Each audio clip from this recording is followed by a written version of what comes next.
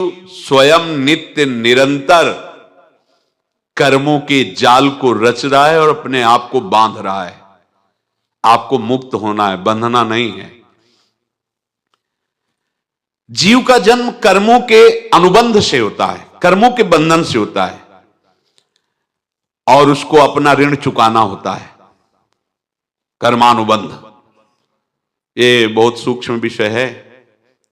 जैसे आप जिस परिवार में जन्म लिए हैं तो उस परिवार के लोगों से आपका ऋण है, इसलिए उसी परिवार में आप आए हैं। और ऋणानुबंध उसको बिना चुकाए या बिना वसूल किए आप वहां से जाएंगे नहीं। आपको लेना है तो वसूल करना है और देना है तो चुकाना है। ये पूर्व के जन्मों से निश्चित किया गया है। जैसे किसी के यहां पुत्र हुआ, जन्म से ही पैसा खर्चा शुरू हुआ, जो बड़ा हुआ तो उद्दंडता के द्वारा मार पूरे परिवार को क्लेश पर क्लेश देता चला जा रहा है। ये तुम्हारे कर्म का फल है। या ऐसे शक्तिहीन बुद्धिहीन ऐसे पागल पूरे जीवन सेवा करो, तुमसे अपना हिसाब चुकाने के लिए वो आया है। अब परिवार के जो सदस्य जुड़े आके, मतलब पत्नी आते ही पूरी हृदय में आनंद, परिवार में आनंद, और जीवन भर वो आनंद ही सुख देने के लिए उसका जन्म हुआ। वो अपना ऋणानुबंध मुक्त, और आते ही भयंकर क्लेश खड़ा कर दिया, बीच में दीवाल और झगड़ा वैसा, फिर अतरे दिन मारपीट शुरू, कलह अशांति, पूरा जीवन नरक हिसाब करने आए। यहां ऋण चुकाए बिना कोई जा नहीं सकता, ऋण चुकाना पड़ेगा। किसी का ऋण वसूल करना है तो किसी को ऋण चुकाना है, दोनों काम करने होते हैं। अनेक जन्मों में अनेक लोगों के साथ हमने जो बर्ताव किए हैं, अच्छे या बुरे, वो होंगे। अब किसी आदमी को हम जानते नहीं, अचानक मिला, अचानक टक्कर लगाओ, मार पीट गाली गुप्ता सब कर दिया, चुपचाप सह लो। क्यों? ये आपका हिसाब है, पूर्व का हिसाब। हमारा उससे कोई द्वेष नहीं, कोई संकल्प नहीं। अचानक घटना घटी और हमसे द्वेष करने लगा, हमें पीटने लगा, हमें गालियां दे, ये हिसाब है, चुपचाप सह जाओ।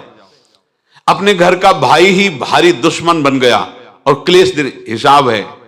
एक प्रभुदत्त ब्रह्मचारी जी की वाणी में पढ़ा था, एक महात्मा जी भ्रमण करते थे तो उस समय असरफियां चलती थी, मोहरे असरफियां, तो उनको भेंट में देते लोग। तो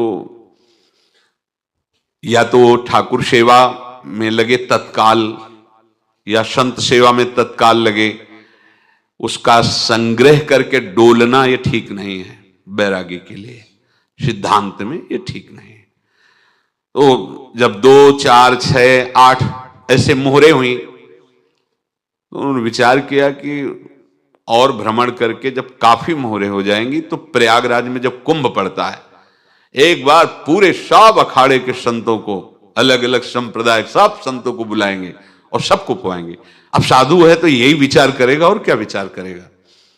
तो उन्होंने ऐसे डंडा बनवाया, बेंत, जो ऊपर से चूड़ीदार और भीतर पोला, और मोहरे उसमें डालते गए।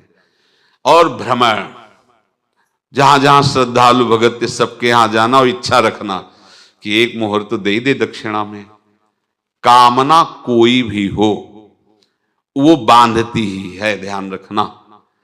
इसीलिए प्रभु जो चाहे वो करे, अपनी चाह नहीं रखनी चाहिए, अपनी चाह प्रभु की चाह में मिला देनी चाहिए। धीरे धीरे वो छड़ी भर गई। भ्रमण करने वाले महात्मा चूड़ी लगाई, इंतजार करते रहे। जब प्रयाग का कुंभ पड़ा तो चले। तो रास्ते में एक गांव में पूछा जाता है, जैसे कहीं रुको कि कोई श्रद्धालु ऐसा है जो संत सेवी है।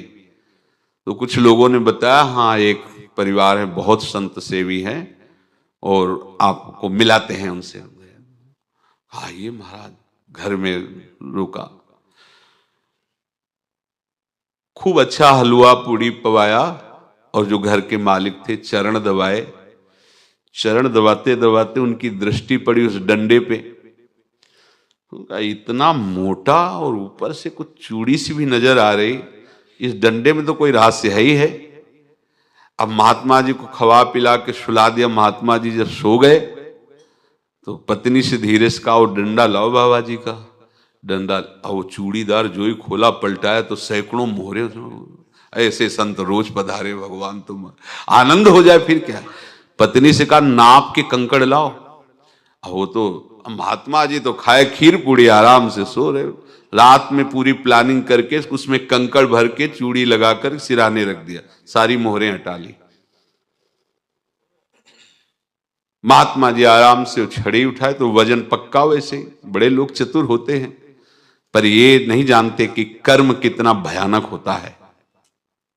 और उनकी कोई संतान नहीं थी, पर धन में इतना प्रेम उनको था। बहुत सावधान। साधु महात्माओं के पास जो अर्थ है, गृहस्थी अगर आता वहीं से है, पर अगर उसको जोर जबरदस्ती या किसी छल कपट से, तो वो उसका विनाश ही करता है। आज तक का प्रमाण है। अब उनको ये भाव पता नहीं होगा, या पता होगा तो लोभ के कारण वो उसको मान नहीं पाए होंगे। महात्मा जी गए प्रयाग में, किसी अखाड़े पर रुके और वहां प्रार्थना की कि कल जो है संपूर्ण अखाड़ों का निमंत्रण किया जाए और सब संतों को भोग पवाया जाए और उनको दक्षिणा भी दी जाए। महंत ने सोचा कि बहुत बड़ा है तो उत्सव है, क्योंकि प्रयाग में कितने हजारों संत महात्मा सब। तो उनका, महाराज बोरों इसमें चीनी और टीनों घी लगेगा, सब व्यवस्था। बोले आप मंगाइए, एक एक हिसाब हम करेंगे, हमारे पास सब व्यवस्था है। बोले कुछ तो पहले दे दो, इकट्ठे देंगे हम। उनको था कि अगर हम छड़ी खोला और दो चार मोहरे दी, किसी को पता लग गया तो गड़बड़ हो सकती। बोले हम भंडारे के समय आखिरी में सब कुछ आपको दे देंगे। ठीक है। वो अपने पास से पैसे लगाकर खूब जितना सामग्री सब लाए, लाखों की, और सब संतों को निमंत्रण कर दिया। संत जन निमंत्रित हो गए, भंडारा बन रहा है। तब वहां के महंत है, उनका देखो भंडारा भी बन रहा है, संतों को निमंत्रण। अब आप अर्थ की व्यवस्था कीजिए, क्योंकि इतनी बड़ी हमारी सामर्थ्य नहीं थी जितना हमने किसी तरह हमने व्यवस्था की। अब मुझे अर्थ चाहिए, तभी आगे की व्यवस्था बढ़ेगी। संतों को दक्षिणा देंगे और जिनसे अर्थ लिया उनको दे। देखो रसोई बन गई है सब। उनका छत में विश्वास नहीं तो ये अभी चूड़ी खोली। उनको तो था ना कि मोहरे हैं, कंकड़। तो जैसे कितना उनको सदमा लगा होगा। हजारों संतों का निमंत्रण, रसोई बन, मतलब संत हो के छल कपट। तो उनका, महाराज आपने तो हमारा नाश कर दिया, जो महंत थे। अब बताओ, रसोई बन गई, संत निमंत्रित हो गए और आप ये कंकड़ दिखा रहे हैं हमको। आपने तो हमें बर्बाद कर दिया, हमारी इतनी सामर्थ्य नहीं थी, आप पहले बता देते। संत होकर ऐसा छल कपट। अब वो बोले तो क्या बोले, क्योंकि उनको पता था कि मोहरे हैं इसमें। अंदर से उनका चिंतन गया उसी सेठ के पास, अच्छा ऐसा धोखा हमारे साथ किया, भोगोगे तुम। ये जो निकलता है ना भोगोगे, ये अकाट्य होता है।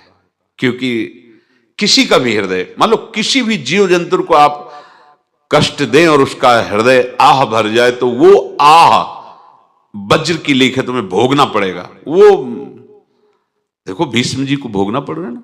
सांप को ऐसे धनुष की नोक से उठाया और बंबूल के कांटों के ऊपर फेंक दिया, कई दिन तक शेदा हुआ, वो आह भर करके मरा। तो आपको 6 महीने बाणों की सैया पर आह किसी की ना लेना जिंदगी में। कोई ऐसा कोई आह भर करके कह दिया तुम समर्थ हो, हम तो कुछ कर नहीं सकते, और अंदर से दुखी, फिर तुम्हारी सामर्थ्य काम नहीं करेगी, मिट्टी में मिला देगी। फिर ये तो संत थे और भगवत आराधना के लिए, संत आराधना के लिए ही ऐसा किए हुए थे। अब इनका कैसे मुंह दिखाएं, अब क्या करें। सुबह संत जन आएंगे, सबके बीच में हमारी कि देखो इन्होंने, अब क्या करें। गए और संगम में जाके छलांग लगाई, अपने प्राण त्याग दिए। अब उनके तो पास मोहरे थी और व्यापार बढ़ा, और 9-10 महीने बाद ही लड़का हुआ।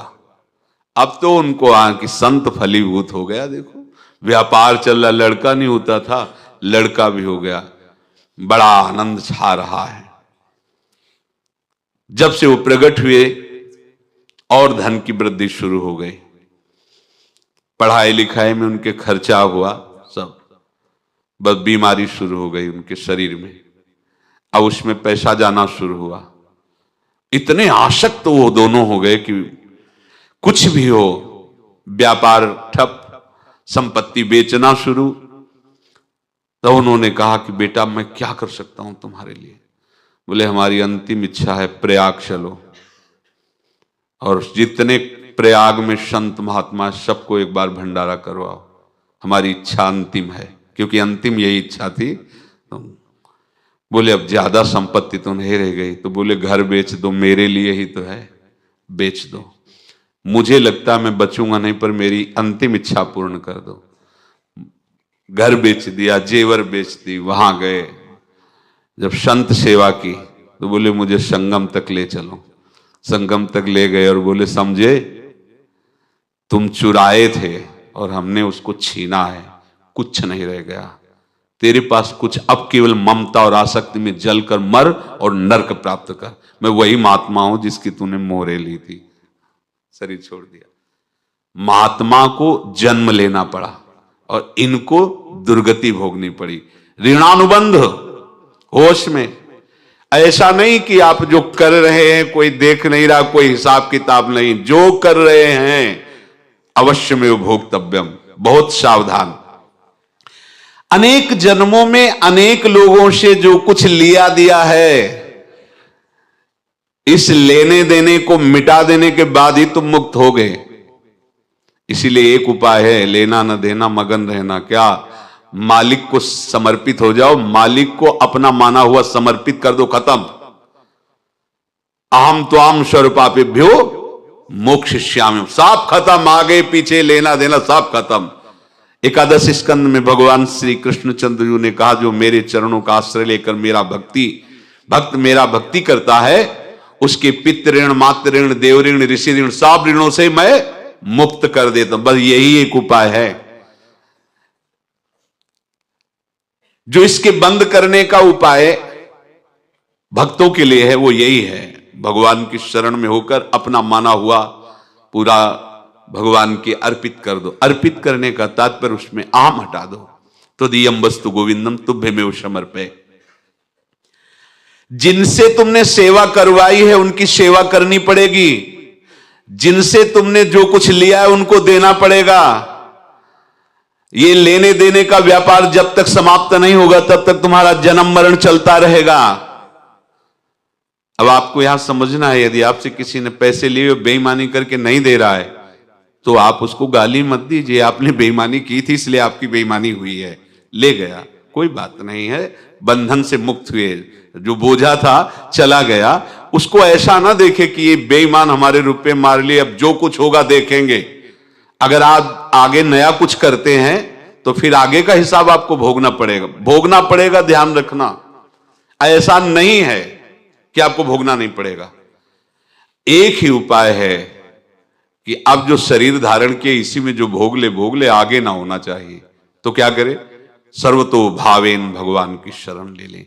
ये तो सर्वाणि कर्माणि मयि सन्न्यस्य मत्पराहा अनन्येनैव योगेन माम ध्यायन्तु उपासते तेषाम् अहं समुद्धर्ता मृत्यु संसार से। ये बड़ा कठिन है पार होना, कोई छोटी मोटी बात है। एक महात्मा बाल्यावस्था से भजन करते थे, शालिग्राम भगवान पास रखते थे और उन्हीं की आराधना करके बस पाठ, नाम, जप और भ्रमण करते थे। यौवन अवस्था थी, गंगा जी के किनारे अपने ठाकुर को विराजमान करके स्नान करने के लिए कपड़ा ही उतार रहे थे कि 90 लोग आ गए, भाला तलवार सब ले, मारो मारो इसको मारो, घेर लिया। तो उन्होंने हाथ जोड़कर कहा हमने क्या अपराध किया, कोई सुन ही नहीं रहा। तो उन्होंने कहा मार तो डालोगे ही आप, 90 लोग, हम कोई अस्त्र शस्त्र तो लिए नहीं, एक बार हमें गंगा में डुबकी लगा देने दो और अपने ठाकुर को स्नान करा देने दो, फिर इसके बाद आप मार देना। भगवत इच्छा से वो लोग रुक गए, स्नान किया और अंदर से प्रार्थना की, प्रभु ये क्या लीला है आपकी, आपके सिवा मेरा कोई है नहीं और ये मुझे मारना चाहते हैं। तो भगवान ने जानते हो क्या कहा उनके अंतर में, तुम मेरे में ध्यानस्थ हो करके शरीर को छोड़ो, ये लोग मारेंगे, ये मेरे भजन का फल है कि तुम्हें 90 जन्म नहीं लेना पड़ेगा। एक ही जन्म में 90 मिलके, तुमने 90 हिंसा की थी पूर्व में, तो तुम्हें 90 बार जन्म लेना होता और एक एक करके मारते। ये मेरे भजन का प्रताप है कि एक बार में ही 90 का हिसाब हो जाएगा। तुम आंख मूंदो, मेरे ध्यान में मगन रहो, मेरे प्रताप से तुम्हें कोई चोट नहीं होगी और स्वाभाविक मूर्छावस्था में प्राण तुम्हारे छूट जाए। ऐसा ही हुआ, ऐसा हुआ। तो ये बात समझ लो कि ये जो कर्मानुबंध है, ऋणानुबंध है। आप देखो, अगर शाप महात्माओं ने दिया कि तुम्हारे वंश का इससे विनाश होगा, तो भगवान भी परम धाम जा रहे तो उसी कील से, बाण की नोक में जो मछली लील गई थी छोटा कण, उसी से की नोक बनाई और उसी नोक को प्रहार किया। भगवान के श्री चरण में वही बाण की नोक लगी और भगवान ने स्वीकार किया ना। भगवान का बड़ा लीला विचित्र है। अगर छुप करके उधर रामावतार में बात, तो इधर ऐसे स्वीकार किया है भगवान ने। ऐसा कहीं नहीं दिखाया कि मैं भगवान हूं तो मैं अपने लिए, ऐसा नहीं दिखाया। नारद जी का हित किया पर नारद जी ने श्राप दिया तो भगवान ने स्वीकार किया। बंदरों ने ही सहायता की, जैसा बोले थे वैसा। ये लीला इस शरीर में भोगनी पड़ेगी। हां, ज्यादा को कम में भुगता देंगे, पर अब अगला शरीर ना मिले इसके लिए सर्वतो भावेन भगवान के आश्रित हो जाए। जैसे आपने दुकान फैला रखी है तो उसमें दो काम होते हैं, लेना और देना। किसी को उधार दिया है तो हमें उससे लेना है, और कोई नगद देकर सामान ले रहा है तो उसे सामान देना है, या उधार लिया है तो हमें उधार देना है। अब अगर दुकान बंद करनी है तो तुम्हें देने वालों पर जोर देना है, लेने वालों पर जोर नहीं। लेने वाला तो जाओ हम क्षमा किया, समर्पित किया, हमारा कोई संबंध नहीं, खत्म हो जाए, वो खुशी हो जाएगा। लेकिन देने वाला तुम अगर दुकान भी उठा दोगे तो जहां भी रहोगे तुम्हारे पास वो आएगा, लाइए हमारा। तो देने पर नजर रखिए, जिसका जिसका हिसाब है वो आपके सामने आता जाए, हटाते जाओ। लेने पर नजर मत रखिए और दुकान फौरन उठा दीजिए, नहीं अगर लेते देते रहे तो चलता रहेगा। आगे चलकर कुछ लेना न देना, मगन रहना बस अपने प्रभु के चिंतन में। अब हम कैसे जाने कि किसको क्या देना है, हमें क्या पता? तो हम पूरा हिसाब जिनको पता है उनको दे देते हैं। समझ रहे हो? उनको पता है क्या लेना है क्या देना है, तो इनके पास पहुंच गए, सरकारी हिसाब से सब बराबर कर देंगे। हमको अपनी जिम्मेवारी इनकी चरणों में समर्पित कर देना है, तभी हम जीवन मुक्त होंगे। ये रहस्य की बात है। प्रभु कह रहे हैं, यस्य सर्वे समारंभाः काम संकल्प वर्जिताः ज्ञानाग्नि दग्ध कर्माणं तमाहु पंडितम बुधाः। जिसके संपूर्ण कर्मों के आरंभ संकल्प और कामना से रहित हैं, तथा जिसके संपूर्ण कर्म ज्ञान रूपी अग्नि से जल गए हैं, उसको ज्ञानी जन भी पंडित कहते हैं, बुद्धिमान कहते हैं। पूज्य श्री भाई जी महाराज कह रहे हैं, जैसे वहां ज्ञानाग्नि से दग्न कह रहे हैं, तो अपने वृंदावन वासियों का प्रेमाग्नि से सब कर्म संस्कार दग्न होते हैं। जिस समय आपके हृदय में भगवत प्रेम का प्रादुर्भाव होगा तो लेश मात्र कभी तुम्हें दुख नहीं भोगना पड़ेगा। प्रेम का प्रादुर्भाव होते ही दुख का नाश हो जाता है, महासुख। जब प्रेम का प्रादुर्भाव होगा तो समस्त पाप भस्म हो जाते हैं, अशांति नष्ट हो जाती है, संसार ज्वाला स्पर्श भी नहीं कर सकती है। जब भगवत प्रेम का प्रादुर्भाव होता है तो हो सकता है उस उपासक के जीवन में दुखों का पहाड़ टूट पड़े, परिवार खिलाफ, शरीर रोगी, अव्यवस्था, बहुत बहुत कुछ, सब कुछ। कह रहे हैं इतना सब होने पर भी उसके हृदय में कोई भी दुख नहीं होता। ऐसा सामर्थ्यशाली भगवत प्रेम है।